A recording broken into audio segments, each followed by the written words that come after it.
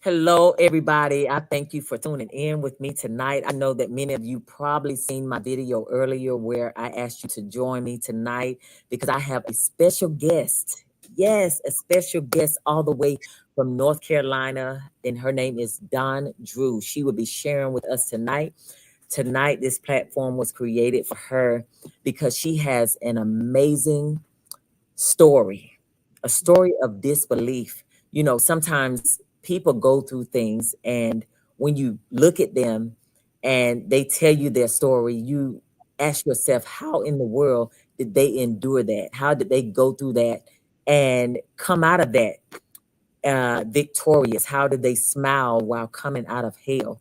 And tonight, Drew is going to share with us, and she is here to take the platform. Drew, how are you?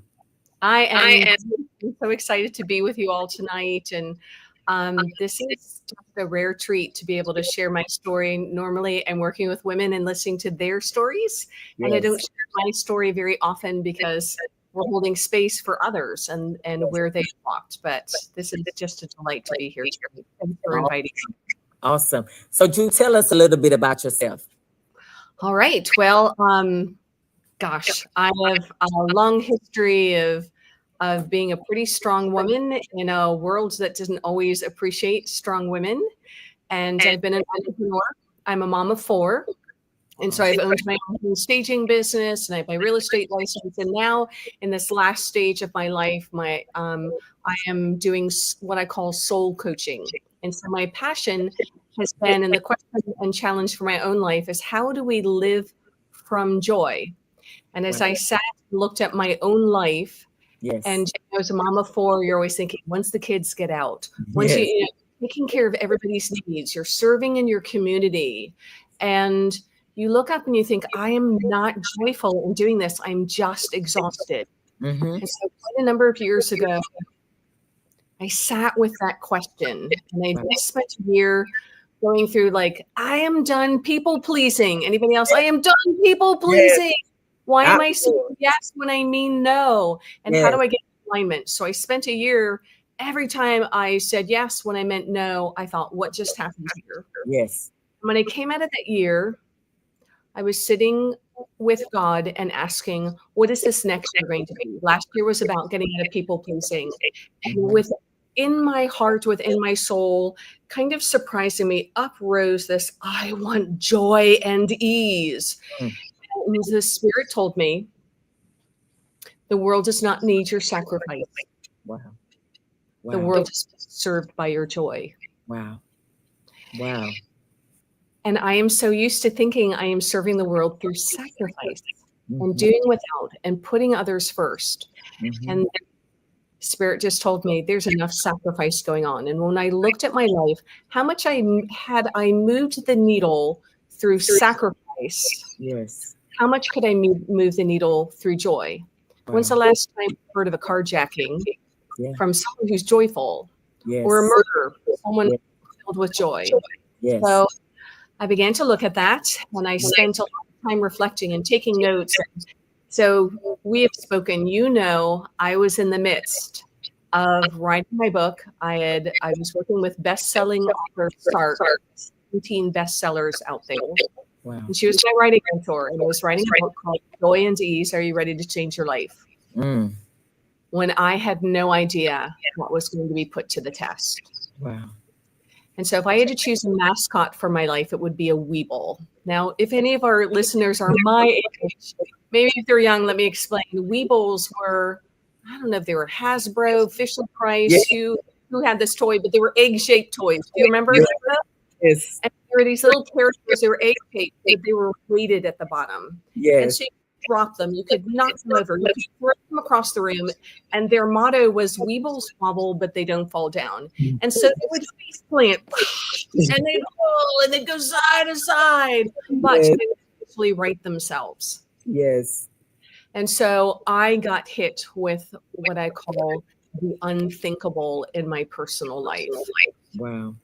And I had to see where was joy possible. I had planted and rooted so much in joy Mm. and begun to anchor in myself, in, being being able to listen to my body, Yes. challenging my thoughts, not shaming myself for my emotions, because I was surprised to find how my emotions were a guidepost, were signs in my life when I chose to listen to them. And then I got really excited. I was about halfway through my book when I found out. I was flying out to see a friend, and she said, "You need to talk to my son while you're here." I was so excited. I'm, on the East Coast of North Carolina, and I flew out, and her son told me a story that was chilling. And it was a story how my husband now, my former husband, had molested him as a child. Wow. Now, this is someone that I met in my faith community. This is someone who is the son of a pastor. I have known this man since he was 18 years old. Wow. Story unfolded because you pull the next thread and you pull the next thread. So this one person gave me the name of another person who ended up being a victim, led me to another. And I just began to pull the threads. But you can imagine, I have a daughter with this man, but I was leveled to find out the love we had together was built on a lie, because it had been going on. He had been molesting little boys since he was 17 years old. And so he had like 30 years of history, over 30 years of abusing little boys. Wow. And there were those in my life we had been dating who were complicit, that knew what had gone on. So it was hard enough to have the rug pulled out from underneath you, because you begin to look back and say, what did I miss? How did I not know? How could this can't be? Maybe it's not this bad. Maybe because this is a person that was liked and loved and worked with youth groups, and you're just knocked on your fanny. Wow. And it's that moment many of us know where you think, I'm not getting up from this one. And you've got a kid, and you start you got to sit with it. Yeah. There's no glossing over it.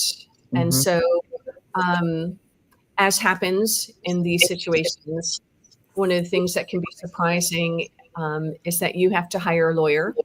You have to find someone to protect you so that you are not charged. Yes. And we entered a world that was unimaginable. The legal system, the going and trying to make a difference in our community. And by then, when you have a wife who is making accusations, especially if it's an ex-husband, law enforcement won't listen to you. Yes. So finding that people didn't want to step forward. So this had been going on for over 30 years. Wow. To tell their stories and file charges. So to this day, my ex is still walking out there. Wow. And there's several things. So where do you go? Wow. Where do you go when all the things that you thought were true are not? Yes. Drew, I want to ask you, did the church cover up a lot of things when it comes to your ex-husband? Yeah, one of the kids who had been abused was the son of my former pastor. Oh wow! Reached out to them. They knew when we were dating. They had that knowledge, and when I reached out to them, they blocked me and wouldn't take my calls. I always say, as you stated, like, what did you miss in the process? Because sometimes when we're out here dating, I think sometimes we see the signs, and I want you to agree with me, whether or not, let me know whether or not you agree. We see the signs. The signs are there. We're spiritual. God has given us discernment. We see everything we need to see prior to sealing that relationship, prior to making a covenant, prior to saying, I do. We often see the signs and we miss them because we don't want to acknowledge the truth sometimes. We don't want to accept it. Do you agree with me on that?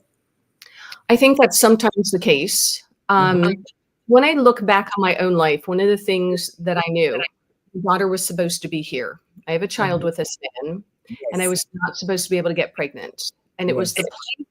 Sometimes there are places that you anchor into and you say, my daughter was supposed to be here. There's a Yes. strong call in her life. I'm going to start from that place instead of all of this mistake. Yes. And so one of the best questions I've ever given to use in my life at these moments is, what is the giftedness? Yes. And In the positive, that's good. there's always a gift in it. Whatever comes into our life, it is a place of meeting the divine. Mm-hmm. And so as a woman of faith, going back in saying, okay, I'm in this and I got the words, you have been entrusted with this. So keep in mind, I've stepped into something that has been going on long before I knew this person. Right? And so I can approach this from a place of faith. And then who is it that trains you to know the signs of a narcissist? Yes. Or a predator? There's a term for the kind of predator that my ex-husband is, and it's called a persuasion predator.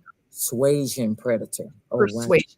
Wow. Okay. So there's the power predator, right? Well, this is the person that we fear. This is the boogeyman. This is the really bad person that's going to snatch your kid off the street or pull you into a dark alley somewhere, right? This is what we moms live in fear of, or we as women, right? But there's another kind of predator, and they're called a persuasion predator. And they're charming. They're charming. They know how to play the game, and they know how to tell the story. They know exactly. Yes. The things that I have done as a woman is doubt myself. They are very dangerous. They are very good at turning around the story, making the exception the rule. Yes. And then you feel like a terrible person because you're questioning them. Yes. So there were some things, because I had separated from my husband before I found this out. So I was like, thank you, God. But I caught him red-handed in something else.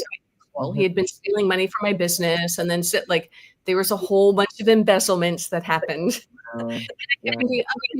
He means well. He's not good with money. There's all the things, because we have what I say are blind spots. Yes. You think, oh, a person of faith can do this. Here's a man that grew up down the street from Billy Graham. Mrs. Graham was at his baby shower. Like, they construct a story. Yes. They have everybody around them believing the story. And so you walk in and you're going, well, maybe I'm the one, like, I believe I had that problem. Like, I just made, like, I'm just disgusting. Right? Right. And so this is where others to gaslight us. We're cooperating with this. And so when it's with women, and had to look at myself of where I ignored, it didn't feel right. Yeah. And then I made the excuse. So you're right. It's not that we don't see signs. Now, I have to give myself some grace here, because this was beyond what I could ever imagine. Yes. Wow. Right. So there was this knowing I was seeing signs, didn't recognize what it meant. Now, we've spoken about this. Yes. Fast forward 3 years, and we're in a community. My daughter's in a small school because we pulled her out. It was, as you can imagine, this has been tough on her. Being present, learning how to let people grieve. This is a process we learn, and we built the way that wasn't there for us. It didn't exist. So we built that way. And here we are 3 years after finding out about her dad, starting to rebuild our lives. And we were doing carpool to her school. And there's a man that is the uncle of her best friend. And we hang out with the family. We hang out with the grandparents. He just adores my kids. Of course, everybody adores my kid. And we'd have conversations of like, safe, not safe. Does this feel like bad? Does this not? What does clean feel like to me? What is the way that I recognize this is off? So I'm trying to train my daughter for what was not good for me, to listen to herself. So I had this, I was This person had been over to your house. He talked a good game. There are little pings, and you're going, is this not? Is this just Mm, someone who's inappropriate? Does he mhm. know he's great? And so I was at a convention, a workshop for the weekend, and I kept getting texts, and this man kept pushing to spend time with me, really to spend time with my kid. And Wow. I just, because I was in the middle, so I thought, no, this is like, why are you pushing? Yeah. So I came home and I told my daughter, I said, I don't know what's going on. I am not comfortable with this. We are backing off. Like and she was very close. And I'm trying to make sure that my daughter does have men in her life. Mhm. And so we're doing this carefully. And my daughter says to me, oh, phew, because he's texting me all the time. I said, what? Get me your phone. Now, we've been talking for about 3 months, safe, not safe. Okay, I'm not really comfortable with this. He's buying you little gifts. I'm not really comfortable. I'm going to have a Mm, talk with him. But I had this moment of, no. And then I found out this man was texting my daughter, and I went through her phone, and I was like, oh, no. And then How old was called. she at the time, Drew? She was 16, and this man was 48. Wow. Wow. And so first thing, and this is what happens in our communities.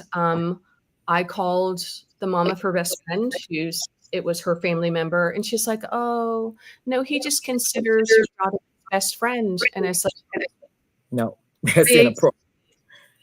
no." Yeah.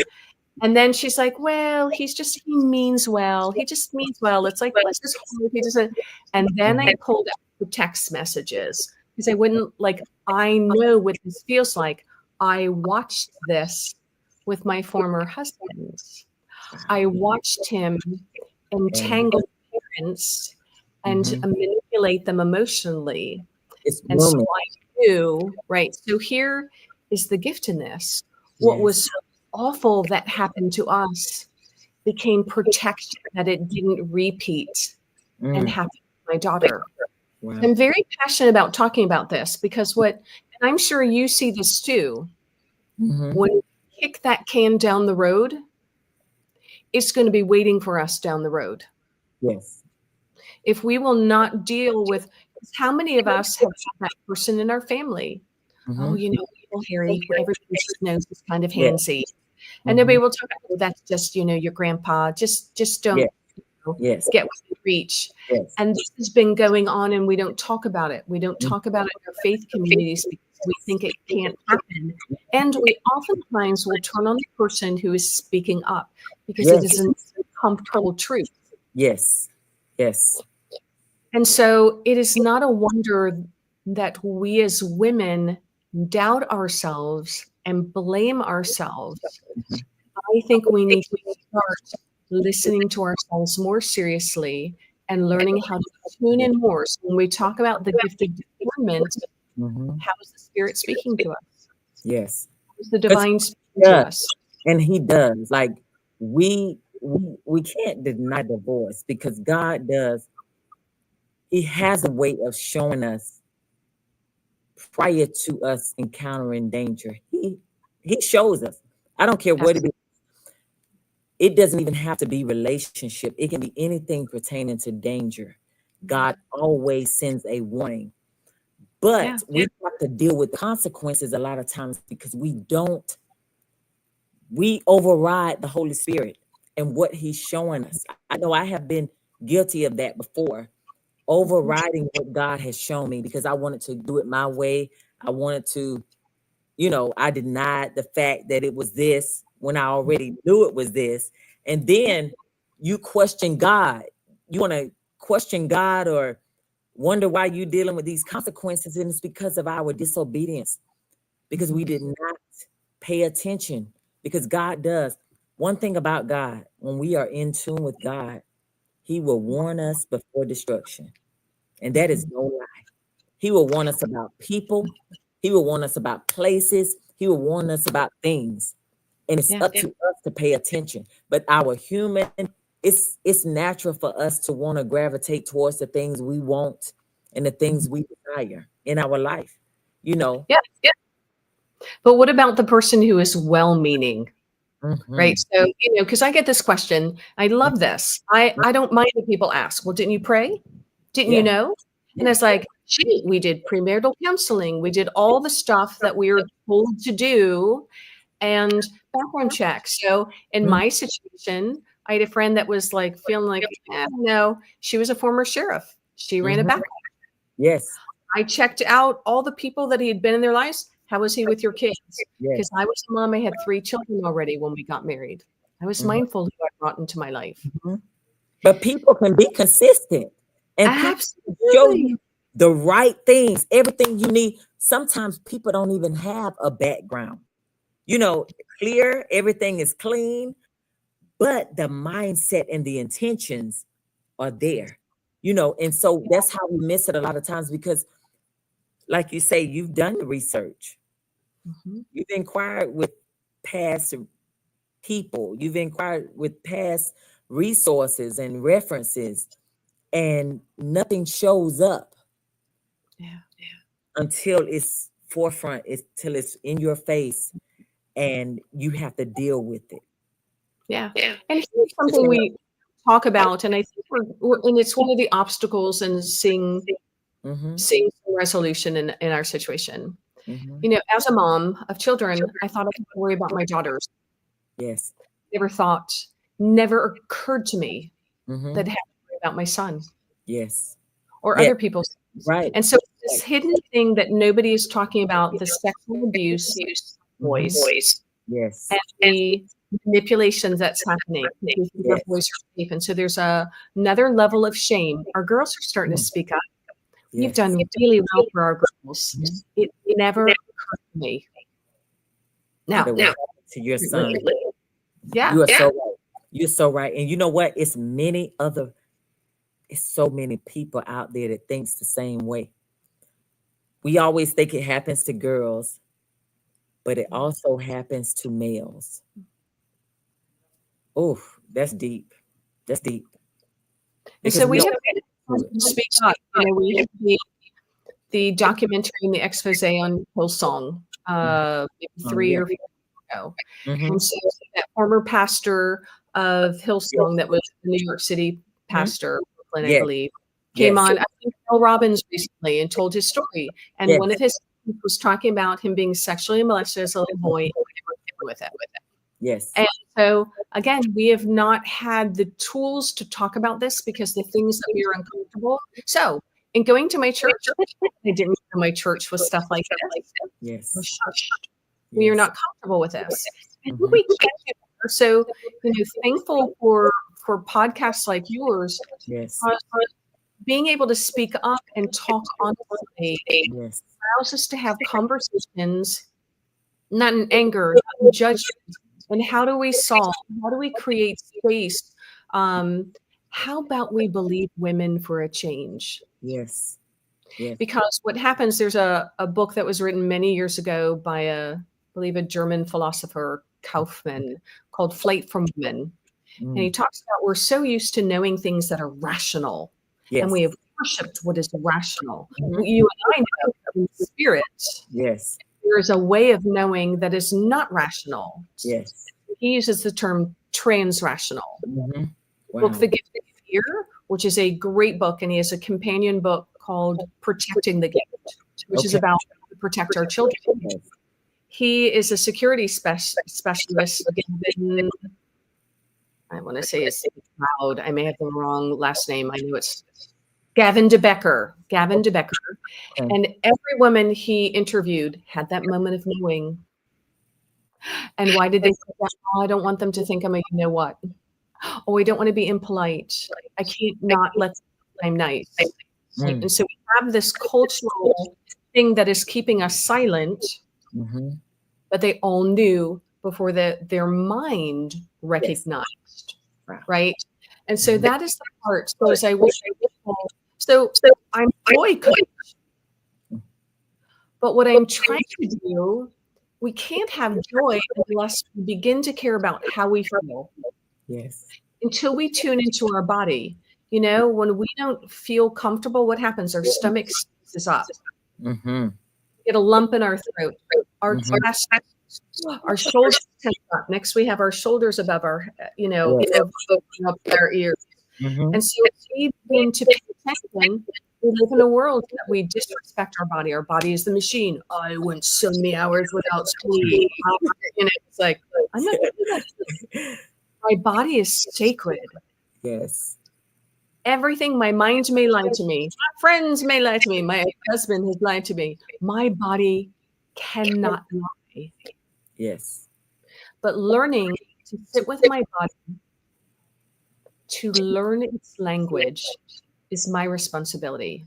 And it is sacred because it is given to us, right? Yeah. What are we told? The body is a temple of the Holy Spirit, right? So if our body is a temple, why are we treating it like we despise it and we judge it? Yes. I don't know why I'm so tired. I don't know why I have a sore throat. I don't know why I have a headache. Maybe you don't want to go to the party that you said that you were going to. And so your body says no for you because you can't say no. Can we feel, right? Yeah. So I like to think of, sometimes it's outright disobedience, right? I'm a pretty compliant, like I have wanted to walk well. I have wanted to do right. I have not been someone knows that God or for me it's a confidence thing. So I have this mantra. And so when I write my blog, I oftentimes will write a point of practice for people. And I'll oftentimes end it with, and so we practice.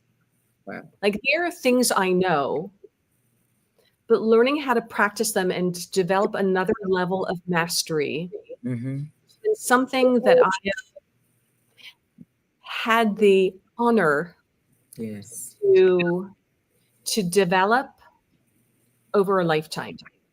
Awesome. So when I don't know how to love in a tough situation like this, the Spirit says to me, then love yourself. Yes. Oh, what does that look like? Let me start here. When I don't know how to set boundaries, I'm learning to sit with that. What had me so uncomfortable I couldn't speak up? What was that thought? What was that feeling in my body? What is being triggered? Many of us have gotten into these situations and doubt ourselves. I'm sure many of your listeners are children where there's abuse and there. Yes. Right? Or turmoil. We learned how to be compliant. We learned in my family, I was told what I felt. Yes. I was told I didn't know anything. I couldn't be trusted in like what I thought or felt. I will tell you how you feel and what you think. You're not allowed to really express what you needed to express. Nowadays it's more common for people to allow their kids to express. You got generations have become younger and they believe in allowing their children to express. But back in the day, it was like, don't express yourself. This is a form of, almost disrespect if you express yourself. So we got it's behind the point. It doesn't matter how you feel. Do the right thing. Yeah. And there is a truth there. But as a woman, my heart and the heart energy is where oftentimes Spirit is speaking to me. God is speaking to me, is the place where I feel joy. If I shut down my heart center, how do I feel joy? Yeah. How do I get those like, ooh, something doesn't feel good, and I agree with that? I am missing a whole bag of tools of how God speaks to me. And so we're doing better in allowing our kids to have heart energy. And if we go outside, we've got a lot of people feeling a lot of big emotions. They've never been allowed to express it. And I think it's important because nowadays, the people are tapping more into their mental health versus we didn't back in the day. We didn't even know or have a clue about mental health. And so it has become so prevalent in today's world. You have younger people who are more self-aware and need to make sure that, they vent about what they're facing. that they're open with those trusted partners where they can spill out their guts without being judged and, you know, I think we're doing better. label, you know, and Mhm. I think that makes us, I think it really helps us to become better in our well-being overall, spiritually, physically, emotionally, um, mentally, all of the above, when we're able to voice our concerns, vent about what we're experiencing without hiding that or suppressing that. Yeah, no part mind. What if we has been the prayer of the psalmist that said, "Give me an undivided heart," Mm-hmm. right? And so, if we're going to go in this life in a unified whole, we've got to hold our hearts, our bodies, our minds sacred. Be mindful what thoughts we entertain. We need to look and be honest about our heart, even the ugly parts. Mm-hmm. Shoot, Yeah. in my book, I write about different emotions and the gift of them, like the gift of jealousy. Mm-hmm. So we're like, oh, that's just ugly. We can't talk about it. But the gift of jealousy shows me there is something that someone has that I feel that I have judged. They should not have it. Why don't I have it? So it's grief in my heart, maybe. And it shows me what my belief system is. I don't think I can get it. I can have it. Mm-hmm. So there's a gift. If I will sit with it instead of cover it up, because I'm allowed to feel some feelings and I'm not allowed to feel others. Yes. So for our children, one of my things, I'm older than a lot of maybe people who listen, and I have 4 children, and I've watched this trend in parenting from authoritarian parenting.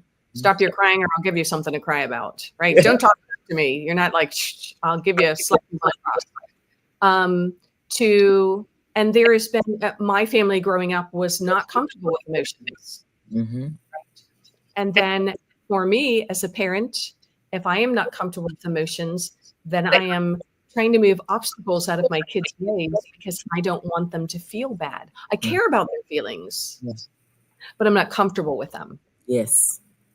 And so how do I build capacity for my own and then teach my kids how to build capacity for theirs? Mm-hmm. Part of the brain, you know this, I'm sure, that empathy does not develop, and we're having a hard time developing it in our children if we do not let them experience frustration and pain. They have to be able to experience that. Yeah, the part of the brain that empathy resides in does not develop. Our kids learn through their suffering. Mm-hmm. And so if we want to be compassionate, empowered adults, one of the hardest things is to bear witness to our children's emotions and not fix them. Mm-hmm. That's good. That's good. So Good. that was probably one of the hardest parts. For me, I was old enough. I have been through grief. Mm-hmm. I've been through betrayal before. It wasn't my first time. I had tools. Watching my 14-year-old, the night that we told her to keep it a secret till she finished, she was in 8th grade, and I wanted to get through her end of grade tests. And when she got through it, I had 2 of her siblings live near us come and meet me at the house. And her oldest sister, who lived in New York City, joined us on Zoom. And they held her hands while I told her. And she sat on the back deck and she wailed. Wow. And that would not be the first time. So my daughter's room was below me, and I would wake up to my daughter wailing and sobbing. Now, that demands an extra level of staying with emotion that feels unbearable. Yes. And yet, when we will bear witness, our children and ourselves will grow into that space. Yes. And our capacity for joy is increased as well. Mm-hmm. Because what has been hollowed out inside of us Mhm. becomes a place that can be filled with all that is good. And so in the midst of my time, and I was doing a good job journaling, I had to put the book on hold. It was not it took another bit to get that book finished. But in the Yeah. midst of the download, what we call Holy Spirit download, and I Yes. just wrote, and I got this download called How to Survive the Unthinkable. Mm. It was a blueprint. This is what you're going to do. This is what you need. And people were surprised. One of the things on the list was do not be quick to forgive. I'm a Yes. big forgiver, but I couldn't bypass the emotion. I need to feel every bit of this. I needed Yes. to look at it. I knew I'd forgive. Mm-hmm. How to forgive.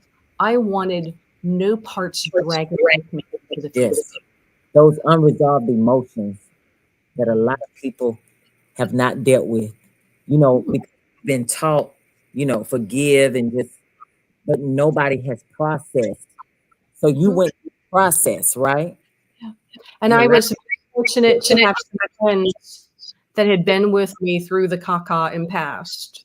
And they Mm. were leveled by this too. They, everybody was surprised. Everybody was surprised, Yeah. except my brother-in-law, my ex-husband's brother. Mm. There is, the importance of community, and there are those of us who have become wisdom keepers in our community, right? Mhm. We can bear witness, Yes. allow people to process and not rush them along. Yes. I think we know there was a day that I knew I was done talking about it. Mm. I'm here today, right? But this is but I didn't need to talk about it anymore. Mhm. And then when we talk about listening and we know, then it was okay.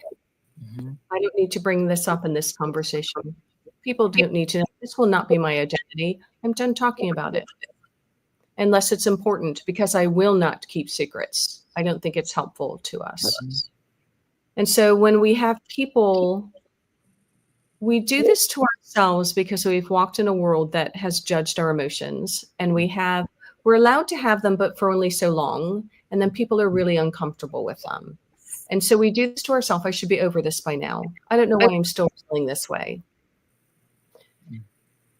I had a friend who called me the other day, and I knew her father was seriously ill, and he was in the final stages. And um, Mm.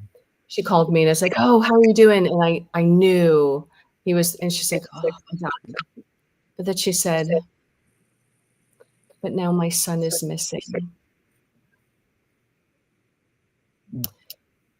And even as good as I am, it took every bit of discipline to not fill space.